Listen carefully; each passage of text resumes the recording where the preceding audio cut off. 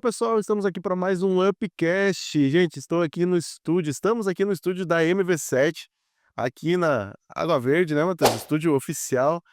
Lembrando vocês, né, que nós temos essa parceria com a MV7, onde você pode também, você que tem redes sociais, quer dar um upgrade nas suas redes sociais, na sua empresa, no seu negócio, na sua igreja local, toda assistência, Matheus e Ivana dão assistência aí para muitas igrejas da nossa região, e você também pode dar esse upgrade em todas as suas redes sociais, vídeo, foto, ensaios e podcasts. Você pode gravar o Upcast ou um podcast aqui neste lugar ou em outros lugares tem toda a estrutura. Então segue eles lá, MV7, agência MV7, procura o Matheus, procura a Vânia, eles vão te assessorar da melhor maneira possível. Feito o merchan, Matheus, vamos que vamos? Gente, tenho aqui a honra, a satisfação de receber, no meu tempo que era jovem, ele era o meu coordenador estadual. Não que eu deixei de ser jovem, Você ainda é jovem, né. mas tenho a honra e a alegria de receber aqui o pastor Rodrigo Amorim.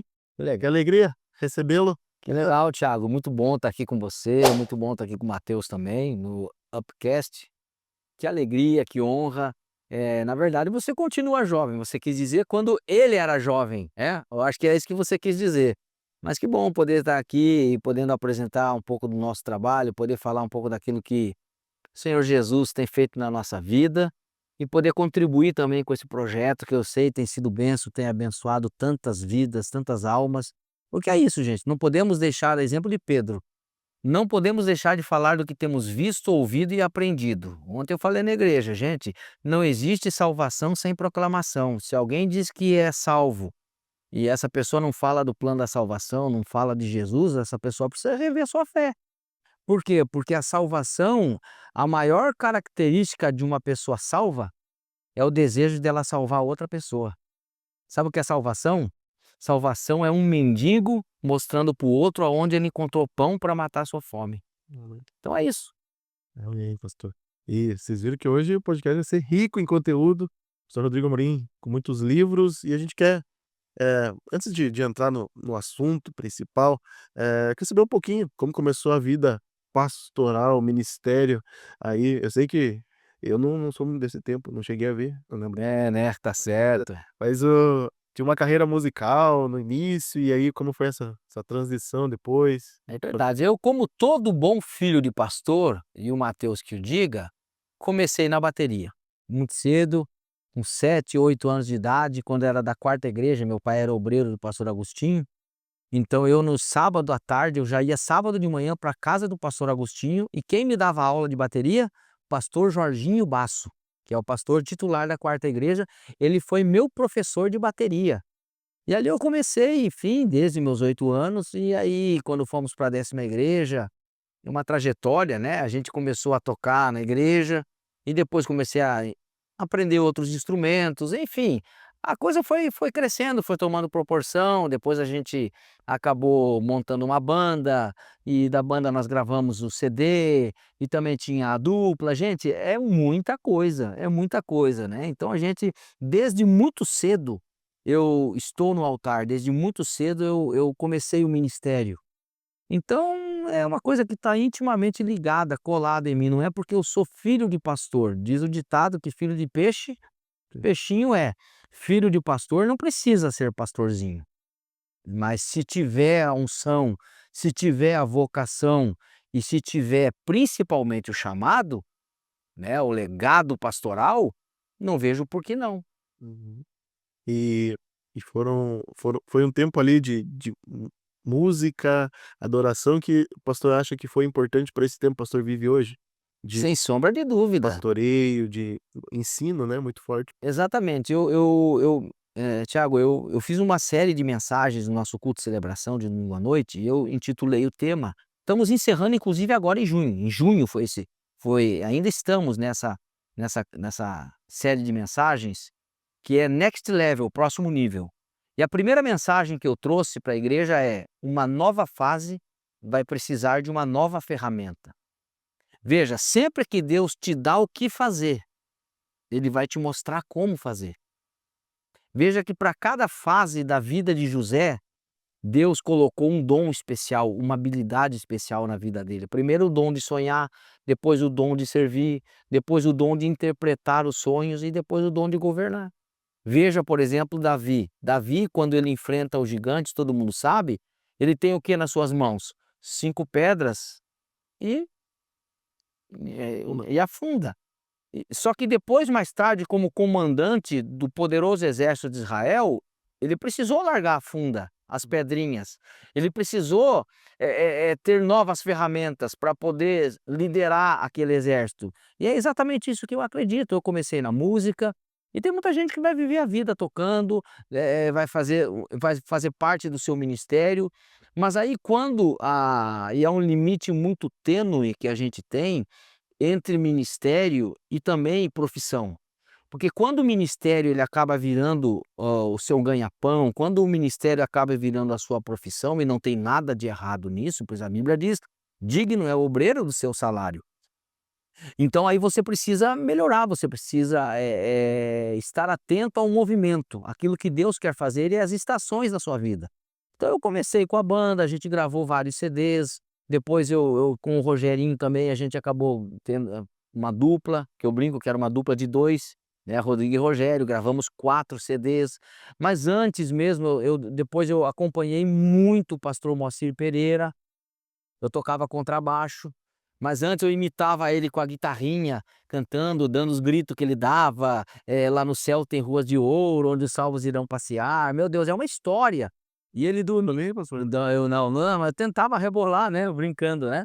E ele ia dormir lá em casa, quantas e quantas o meu eu acho que eu virei, tenho certeza que eu virei também um pouco itinerante, tenho essa veia de itinerante, porque o meu quarto foi quarto de profeta.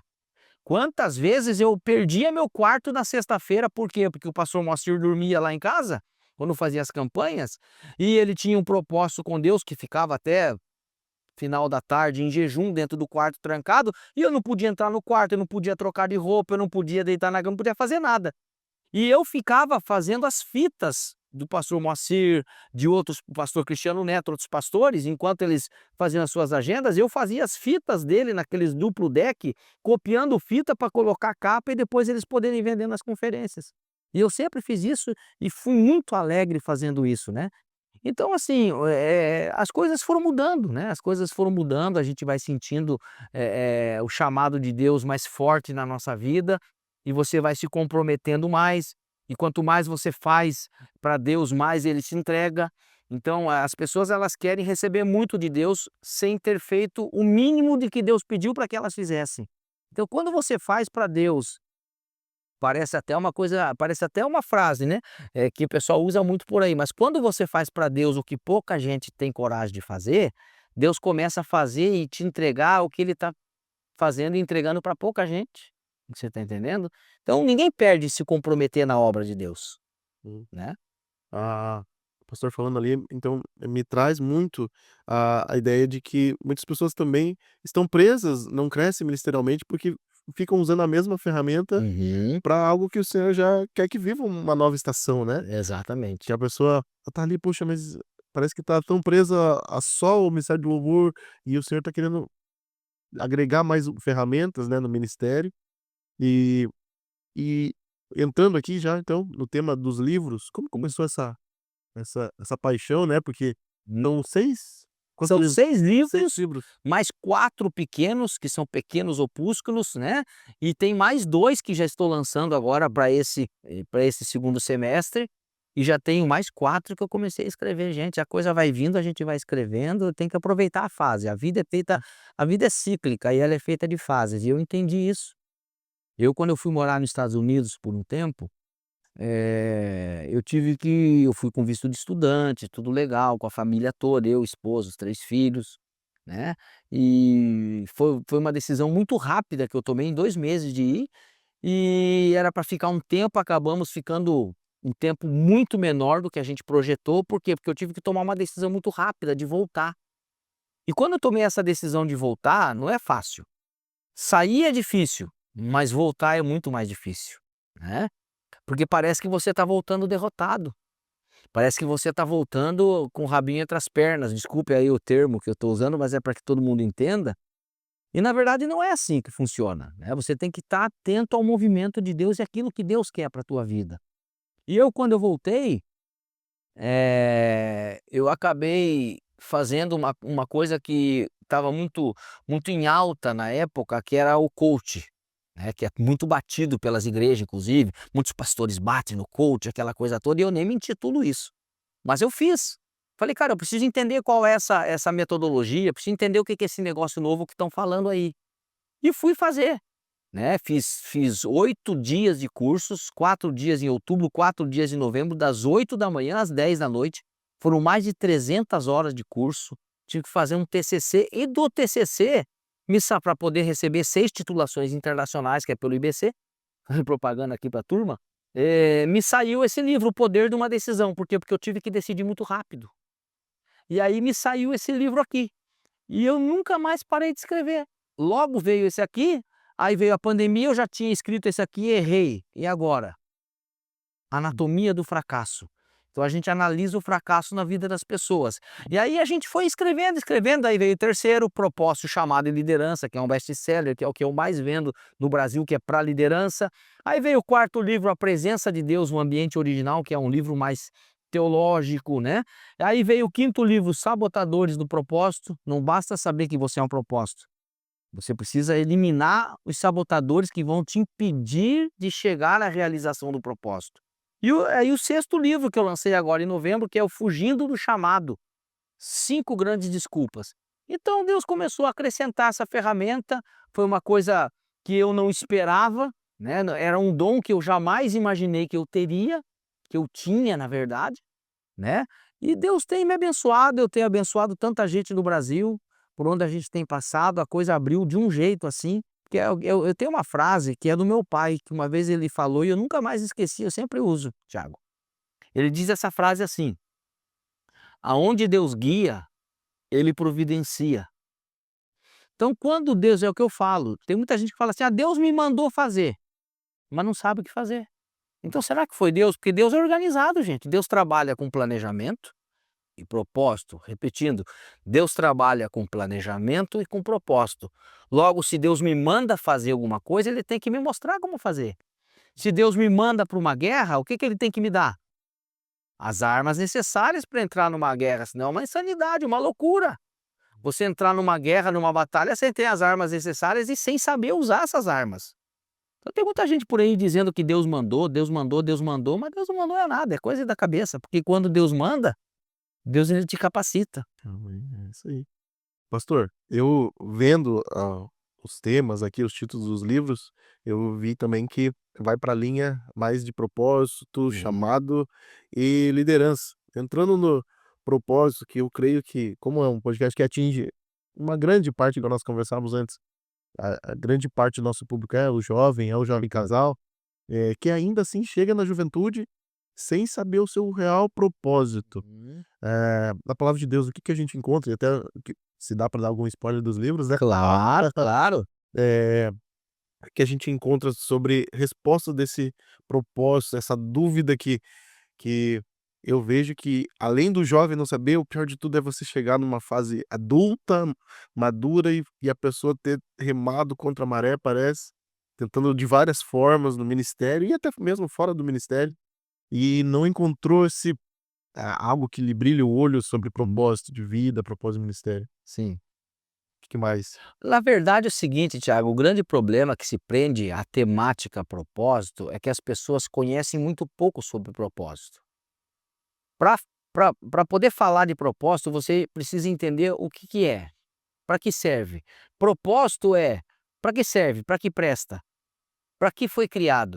O que é um propósito? Propósito é a intenção original da criação de alguma coisa. Para que foi criado? Tem uma finalidade específica. Uhum. Observa-se 300 a 500 milhões de embriões em um espermatozoide, e você, Thiago, foi o grande vencedor de uma corrida de 300 a 500 milhões de embriões. E você venceu uma corrida sem pé, sem cabeça, sem pernas, sem olhos. Então eu sempre digo para as pessoas: você não está no mundo por um acaso. Você não chegou por um acaso. Deus Não é um pai irresponsável que coloca 10 filhos no mundo, 15 filhos no mundo e deixa as criançadas passar fome, passar na frente do restaurante e ter vontade de comer alguma coisa. Não, Deus é um Deus responsável, é um Deus organizado, é um Deus que trabalha, como eu já falei, com planejamento e propósito. Então você precisa descobrir muito rápido qual é o teu propósito. Mas por que que a maioria das pessoas não descobre o seu propósito? É isso que você quis me perguntar, que você me perguntou. É porque, na verdade, as pessoas têm um falso conceito de que propósito está ligado ao dinheiro, e não é. Uhum. De que propósito está ligado à parte financeira.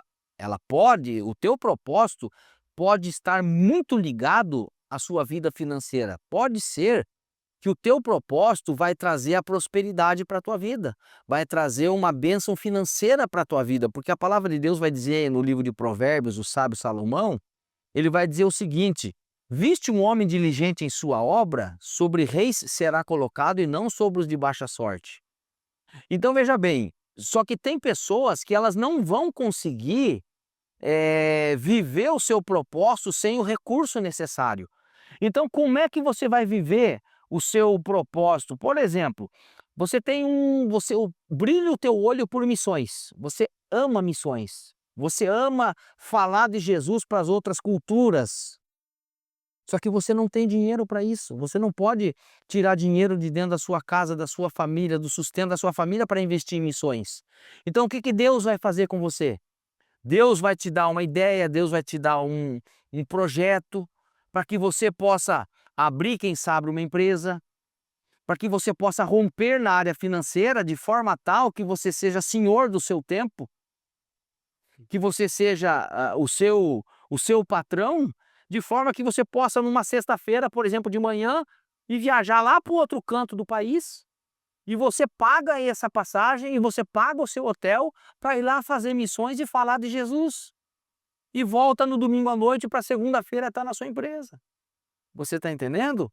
Então Deus te dá esse recurso para que você possa viver o seu propósito. Mas o propósito o que que é? Vamos tentar explicar. Se você tivesse, o que você faria hoje se a questão financeira não fosse problema para você? A pergunta que eu faço para você: o que você faria hoje para a sua vida se um problema financeiro não fosse um problema?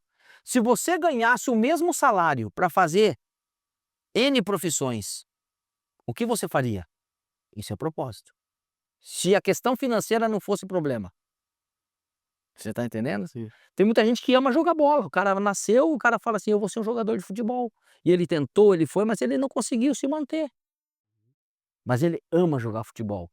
Esse cara pode ficar até com 60 anos jogando futebol, se tiver a pujança e tiver a habilidade física, a força física. Mas ele não vai conseguir sobreviver do futebol.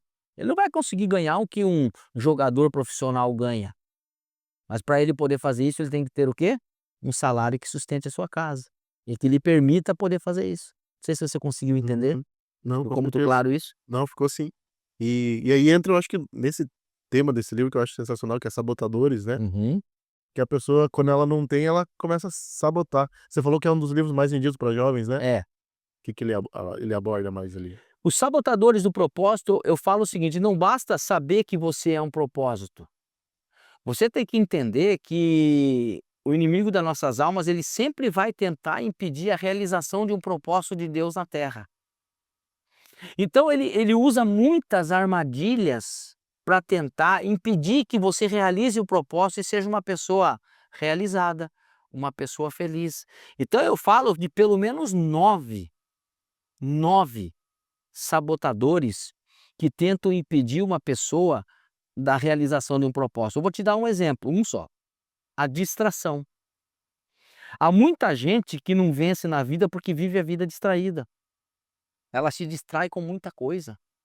Ou seja, ela tem um propósito, ela quer chegar num lugar, ela tem uma hora para chegar num lugar.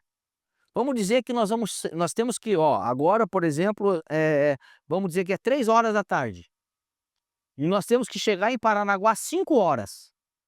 Nós sabemos que se não tiver aquele trânsito doido, nós conseguimos chegar com sobra, se sair agora daqui, nós vamos chegar lá 4h15 em Paranaguá. Mas se eu parar na estrada para comer um pinhãozinho, 15 minutinhos, mais para frente eu paro para tomar um caldo de cana e comer um pastelzinho daqueles gostoso. Quando eu vejo, já passou das 5 horas, eu perdi o quê? O meu propósito. Qual era o meu propósito? Chegar às 5 horas em Paranaguá. E por que eu não cheguei 5 horas em Paranaguá? Porque eu me distraí com o pinhão, eu me distraí com o pastel, eu me distraí parando na estrada. E esse é o grande problema das pessoas. Satanás, ele é mestre em distrair as pessoas. Eu tenho uma frase que eu coloco no livro que diz assim: se quiser derrotá-los, distraia-os. Veja, a Bíblia vai contar a história de um cara chamado Sansão. Nasceu para ser um campeão de Deus, juiz na terra de Israel, forte, poderoso, tinha uma graça sobre a vida dele, tinha um voto sobre a vida dele. Mas e por que ele perdeu tudo isso? Porque ele se distraiu com o que ele não podia se distrair. E a distração faz o quê? A pessoa morrer na estrada. A distração faz o quê? A pessoa bater o carro. A distração faz o quê? A pessoa esquecer um caminho que ela devia ter entrado. Então eu falo tudo isso. É um livro maravilhoso, gente. Isso aqui é... Olha que eu só falei um. Olha, só falou um deles, hein. Uhum. Então você que não adquiriu ainda, Ó, gente, Ó. inclusive eu vou fazer uma propaganda. faz o Tem a minha livraria virtual. É www.amorimrodrigo.com.br. Tá lá, é a nossa livraria virtual, você pode acessar, você pode comprar os nossos livros e também aqui em todos os shoppings de Curitiba, aliás, todos não, tem no Curitiba, no Palladium e no Shopping Barigui, nas livrarias Curitiba, você vai encontrar esses livros aqui, o Propósito, Chamado e Liderança, O Poder de uma Decisão e o Fugindo do Chamado, porque eles só deixam colocar 3 títulos, né? Uhum. Depois a gente vai colocar os outros também. Então tá aí, tá feita a propaganda, Perfeito. amorimrodrigo.com.br. Você que é de Curitiba, ó, shoppings aqui, e você que tá online também, É nos isso. assiste, nos acompanha, tem a possibilidade de ser adquirido pelo site. Ou pelo meu Instagram, que eu não fiz também, @PRRodrigoAmorim, segue lá também. Eu até brinco, Thiago, quem me segue não andará em trevas. Segue a gente do Instagram lá, gente. Legal. A gente tava comentando, né, Matheus? Tem uns cortes lá, o pastor gosta ali pro lado da polêmica. É um pouquinho, né? Tem que então Não, segue o pastor também lá no Instagram, legal, gente. PR, como é que é? PR Rodrigo Amorim. PR Rodrigo Amorim. Ah, tá fácil. Tá facinho, facinho. Benção demais, pastor. Sobre partindo ali, o segundo tema que nós colocamos aqui sobre chamado, que eu acho que também é um dos assuntos, tá ali entre os Uhum, principais da pessoa descobrir o chamado, que existe uma busca uhum. e por essa resposta, né, Sim, e existe uma busca por essa resposta, mas também existe uma fuga. Então acho sim. que tá ligada à distração, mas Também. qual seria a principal ou o principal motivo que o pastor vê que as pessoas fogem do chamado? Um dos principais motivos de uma pessoa fugir do chamado é o sentimento de inadequação a esse chamado. Por que eu me sinto inadequado? Porque eu pequei muito, porque eu errei muito, porque eu fui um cara muito esculhambado na vida. Mas, cara, se você olhar na Bíblia, você vai ver que com Deus não vale essa desculpa, entendeu? Eu falo aqui no livro que para cada desculpa, eu falo, o livro ele é uma releitura na historicidade da vida de um dos maiores estadistas bíblicos que nós já conhecemos, chamado Moisés. Veja que para cada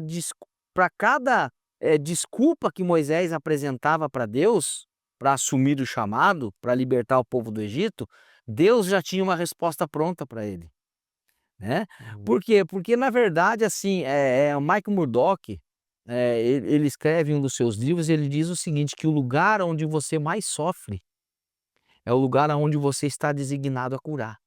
Olha que forte isso. Ou seja, porque quem melhor do que você, que passou por aquela experiência, para poder entender e aconselhar aquela pessoa que está passando por aquilo? Sim. Você está entendendo? Propriedade, né? Tem propriedade de causa para falar. Então, a maioria das pessoas, elas fogem do chamado, porque elas não se sentem capazes de realizar esse chamado. Mas elas precisam entender que nada nasce pronto. E aí nós vamos falar sobre o propósito, vamos falar sobre a intencionalidade de você viver um propósito. E aí nós vamos falar também sobre você ser sério com aquilo que Deus confiou para você, ser sério com a unção que Deus depositou na tua vida. Ou seja, eu sei que por ser pastor, por ser filho de pastor, neto de pastor, por ser uma pessoa já muito, graças a Deus, conhecida, eu não posso andar em qualquer lugar, Thiago. Eu não posso entrar em qualquer lugar. Por quê? Porque a minha fisionomia, o meu título, quem eu sou, me denuncia. Poxa, mas como assim o pastor entrando aqui nesse lugar? Não condiz com aquilo que ele está vivendo, não condiz com o propósito que ele diz que tem na vida dele. Então esse é um grande problema na vida das pessoas. Elas querem viver um propósito, mas elas não querem pagar um preço. E eu digo assim que tem coisas que para as outras pessoas vai ser muito fácil. Eu falei para a Milena ontem, pela enésima vez eu falei para minha filha ontem, eu falei: "Filha, tem coisa que para as outras pessoas vai ser fácil viver, mas para você vai ser muito difícil". Por quê? Por causa da unção, do tipo da unção e do nível da unção que Deus derramou na tua vida. Você está entendendo? Então é mais ou menos nessa linha. Você precisa se preparar. Se você quer ser um médico, você precisa estudar. Se você quer ser um pregador do evangelho, você precisa no mínimo conhecer a Bíblia, conhecer os textos sagrados para poder falar, sair do Salmo 23, do Salmo 91 e partir para a palavra de Deus, para teologia, para hermenêutica, para homilética, para saber o que é, por exemplo, pneumatologia, soteriologia, esses termos que parece que eu estou falando em grego para vocês aqui, mas é tudo base da teologia, Sim. que vai te levar a um conhecimento maior, interpretação bíblica, textos sagrados. Você tem que amar a leitura, entendeu? Tem muita gente que quer eu quero ser sábio, mas você não lê livros, você prefere gastar 30 pila no número um e logo ali você já é descartável, comeu ali em 5 minutinhos, acabou. E o livro é uma sabedoria milenar para a vida toda. Exatamente. Então esse é o grande problema das pessoas. O chamado ele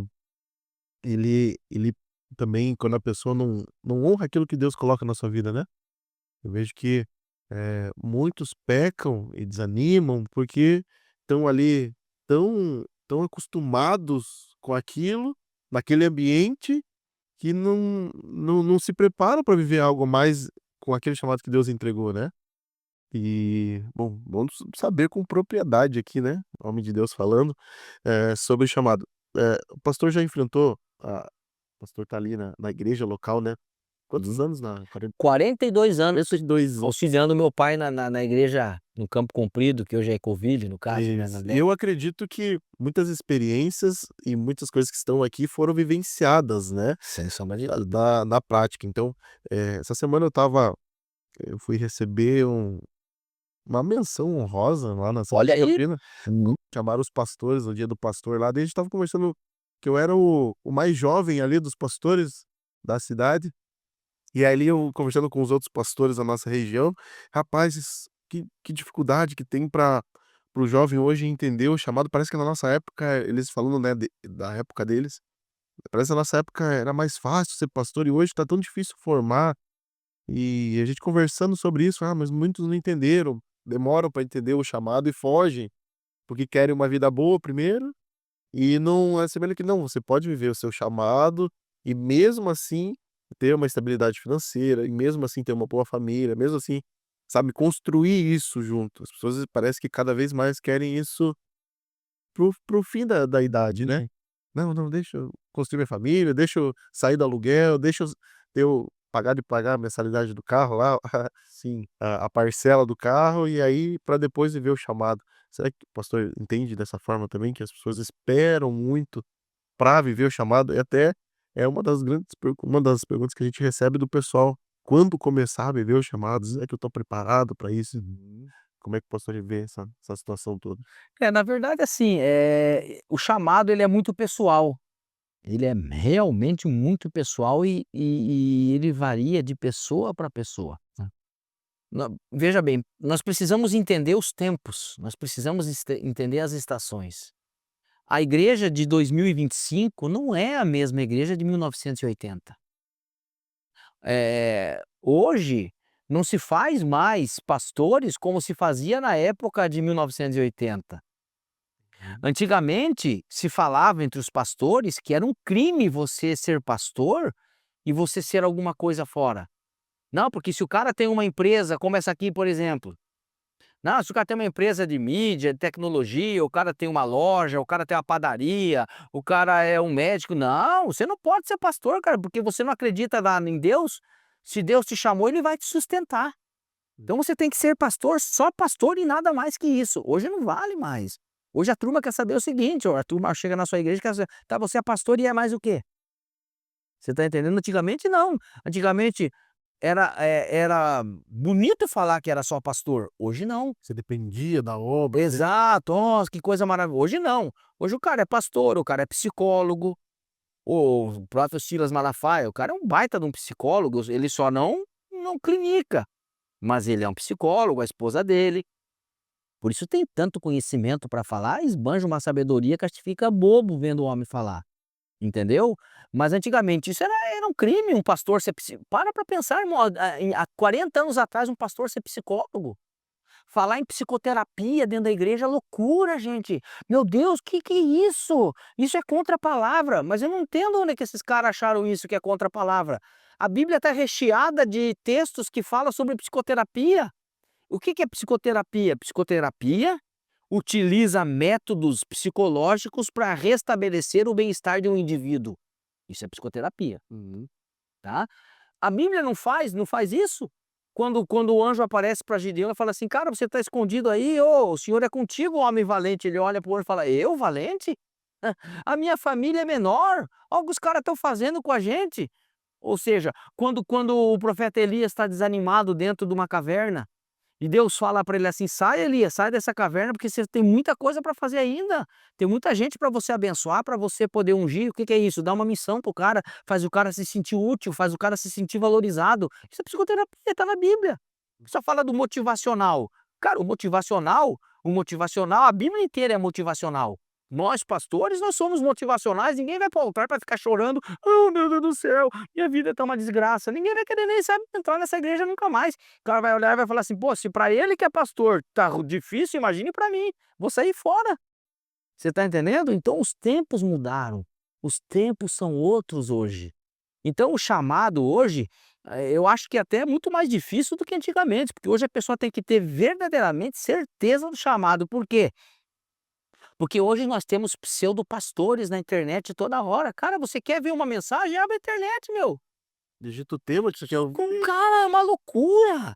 Mensagem pronta, IA, os cambau 4. Meu Deus, é uma loucura, gente, já vem tudo pronto. Livro, meus livros não é IA, viu, gente? Aqui tem testemunha, aqui é escrito mesmo. Eu faço tudo no meu celularzinho ali, ó, digitandinho, aquela coisa toda. Gente, nas notas, inclusive. Mas hoje em dia, cara, você quer fazer uma música, o Matheus, que é um fera da música aí, cara, você quer fazer uma música, você fala assim: eu quero fazer uma música com o tema Anatomia do Fracasso. Em 1 minuto e meio IA te dá uma música pronta, cara, com começo, meio e fim, introdução, coisa que você fica assim, ó: "Hã?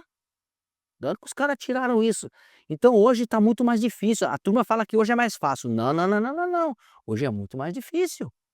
Porque hoje você tem um Google, um doutor Google, por exemplo, dá um Google aí, tudo que você quer você tem lá. A informação chega muito rápido para essa geração. Eu tenho 3 gerações em casa, eu tenho a Milena de 22, a Ana Júlia de 16 e o Rodriguinho de 8, vai fazer 9 agora. Gente, são 3 gerações distintas de 7 em 7 anos.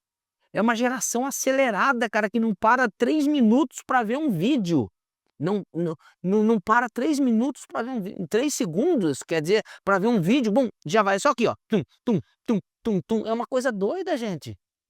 Então, tem que ter muita resiliência, tem que ter muita certeza do chamado. Por isso que muita gente desiste. Por isso que nós temos hoje, ainda, o número de você sabe que se Jesus voltasse hoje, seria uma lavada para o inferno, em cima da igreja de Cristo, a igreja triunfante de Cristo. Porque o número dos desviados é muito maior do que a igreja militante hoje. A porta dos fundos da igreja é muito maior do que a porta da entrada da salvação. Uhum. Por quê? Porque são pessoas que elas realmente não conseguiram entender para que foram chamadas. Você está entendendo? E o evangelho?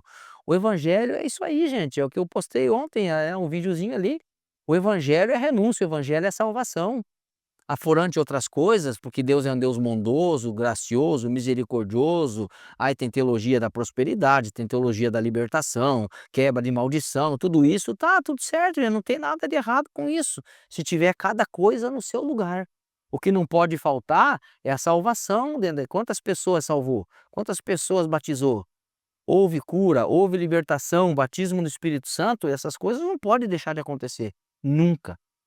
E o chamado está intimamente ligado a isso hoje, né.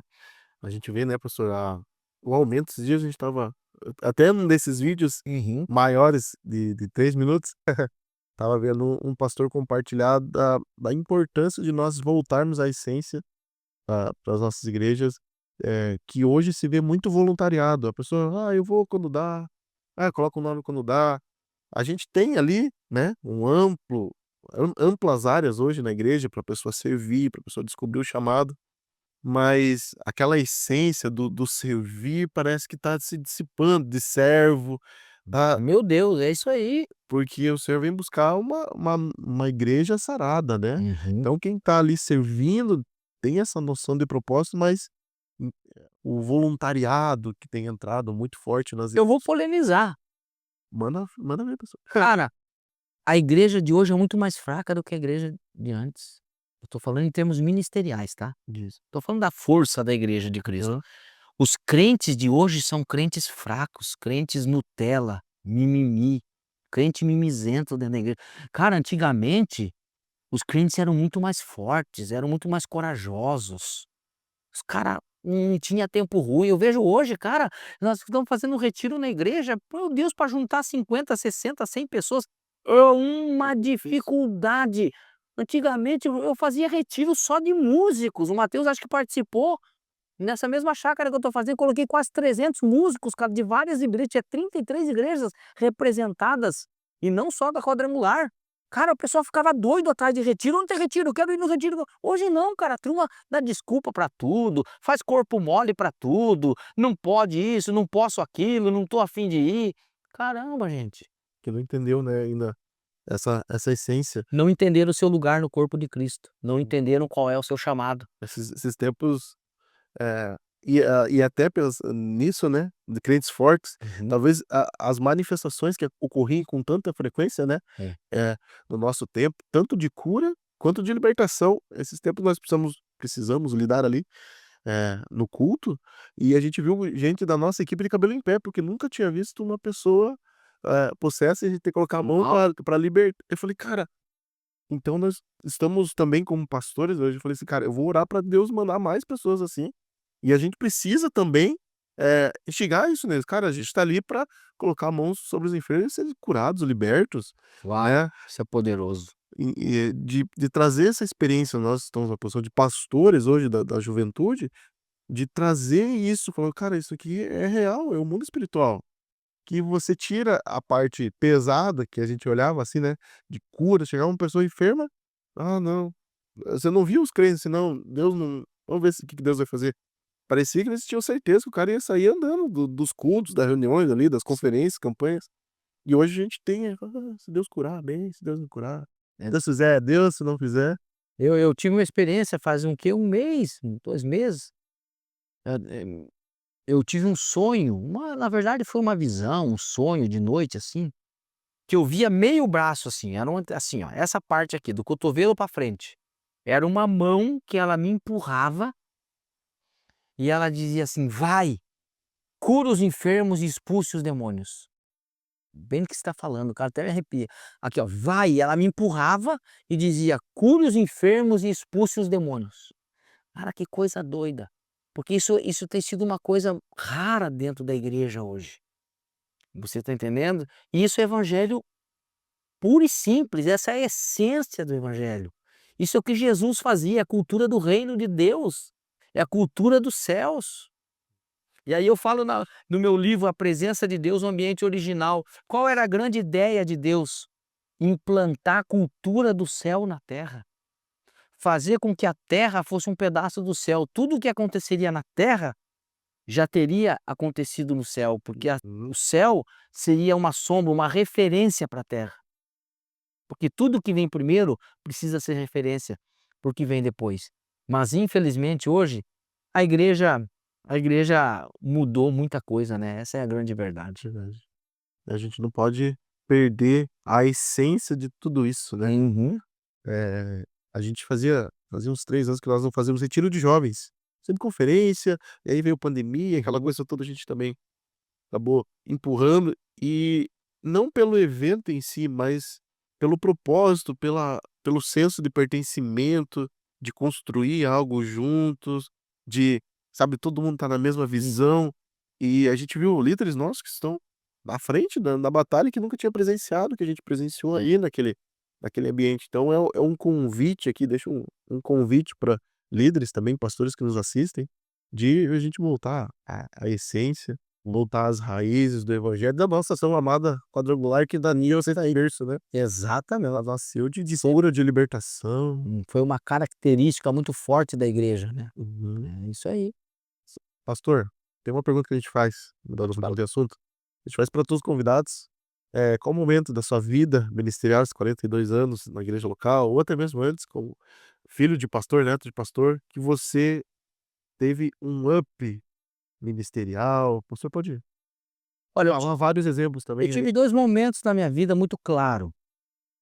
O primeiro deles foi na chácara em 4 Barras, ao borda do campo ali da primeira igreja, num dos primeiros RAFIPIECs, que era o Retiro de Filho de Pastores. Eu estava lá, acho que com uns 16 anos, e meu pai estava na chácara, estava o pastor Eduardo, estava um monte de gente assim, poucos filhos de pastores, e o pregador não pôde ir naquele dia. E quem então pregou naquele dia? Meu pai. E naquela manhã, quando meu pai pregou, tudo que eu me envergonhava na pessoa do meu pai por ser um pastor, aquela coisa toda, eu acabei eu acabei que honrando e amando aquilo na vida do meu pai.